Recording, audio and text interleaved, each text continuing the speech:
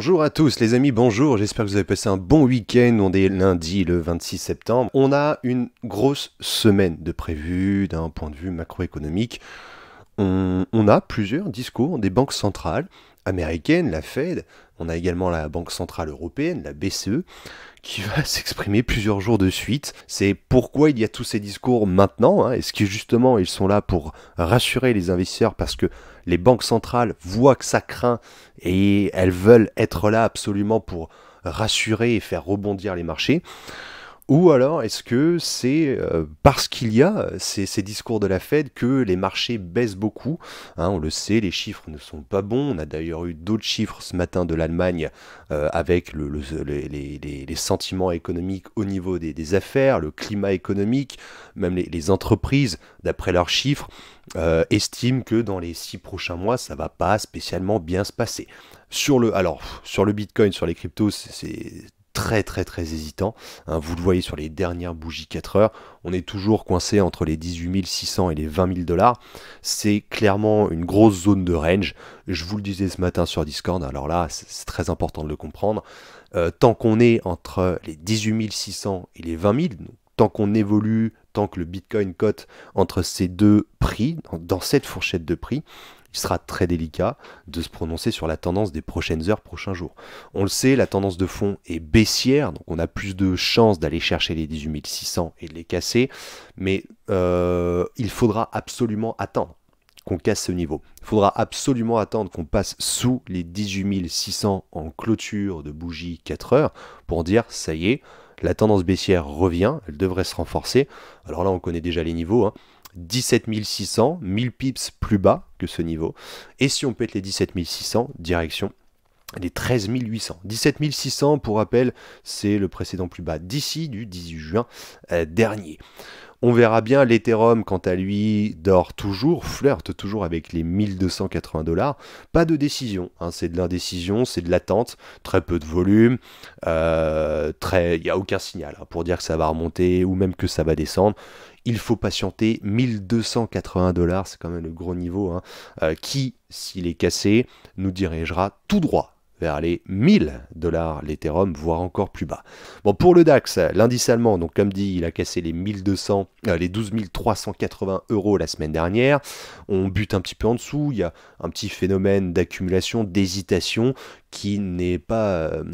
on ne peut pas le traduire, hein. C'est pas parce qu'on accumule et qu'on hésite que ça va forcément exploser à la hausse, ni même que ça va forcément dégueuler. Et donc au niveau des USA, avec le Dow Jones, on a bel et bien cassé les 29 800 vendredi dernier à la baisse. Là c'est pareil, ça accumule un peu, c'est de la cotation CFD, on s'en fiche. On attend 15h30, 16h, voir un petit peu ce qui se passe. Mais avec les différents discours de la Fed cette semaine, je ne sais pas s'il y aura beaucoup de volatilité entre les discours, hein. Je pense que ce seront vraiment les discours qui vont conditionner et inciter les investisseurs à appuyer sur des boutons, achat, vente, etc. Et nous, on verra des volumes à ce moment-là. Entre-temps, je ne sais pas ce qui va se passer. Au niveau de l'or, on est toujours dans cette grosse tendance baissière. On a des beaux niveaux qui sont en train de se manifester, hein. Ce matin, on a vu un très beau niveau de support, anciennement support, sur les 1657, qui peuvent donc à présent faire office de résistance. Le plan ici est très simple. On est tous d'accord, la tendance est quand même sacrément baissière. Donc qu'est-ce qu'on fait dans une tendance baissière? On privilégie quoi? L'achat ou la vente? Si on veut faire du suivi de tendance, on privilégie la vente, puisque c'est là où on a le plus de taux de réussite. Donc le plus de chances que notre trade se termine bien, hein, naturellement.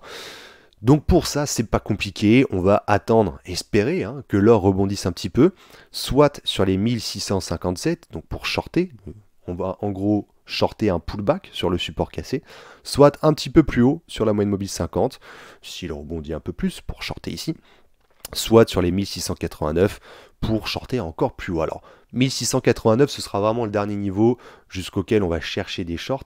Si on casse à la hausse ces 1689, on va se calmer, hein, on va un petit peu attendre avant de shorter. Et si ça chute, et donc on n'a pas l'opportunité de vendre, on attendra ce fameux palier 76,4 ici sur les 1597, 1600 $ l'once d'or pour acheter. C'est le palier 76,4 du retracement de Fibonacci dont l'origine date du post-Covid. Ici, c'était 12-13 mars 2020. J'aime beaucoup cette belle tendance baissière de l'eurodoll, hein, qui d'après moi, je vous le répète, moi je pense que ça va continuer de chuter dans les prochaines semaines, prochains mois. Je ne vois pas pourquoi ça rebondirait, sauf si on n'a plus de guerre, sauf si on n'a plus d'inflation, sauf si on n'a plus de raison d'augmenter les taux d'intérêt, sauf si Giorgia Meloni nous dit oh, en fait non, c'est bon, laisse tomber, je laisse tomber, j'arrête, ce qui m'étonnerait. Énorme tendance baissière, c'est un peu comme l'or, on va attendre que le prix remonte un peu, paf, ici ce serait génial, ancienne zone support, plus moyenne mobile 50, ce serait un niveau idéal, d'ailleurs je vais mettre une petite alerte pour lancer un short, mais la grosse condition c'est qu'on ait un petit rebond de l'eurodoll. Shorter un beau rebond comme ça serait magique, oui bien évidemment. Vendre après un beau rebond, surtout si on se met sur l'échelle 1 minute, c'est effrayant, ça fait un petit peu effet de montagne russe, mais je vous le répète, il faut, dans une tendance baissière, shorter les plus hauts. Ici, au niveau de la théorie de dos, on est en train de faire un nouveau plus bas que tous les précédents. Shorter maintenant est ridicule, c'est trop risqué. On est contraint, si on veut shorter, d'attendre que ça rebondisse. Donc attendons, patientons, tranquillement. Ok les amis, bon bah super, on s'est fait un bon petit live tranquille, on va voir ce que ça va donner, grosse semaine, donc sur Discord on va tout donner au niveau des informations, etc. comme d'habitude, et rejoignez-nous sur les réseaux sociaux si ce n'est pas encore le cas, on distribue toujours un petit peu plus d'informations pour que tout le monde puisse se cultiver au niveau de la bourse et des cryptos. Allez, bon après-midi à vous les amis, et à demain pour le prochain live, ciao.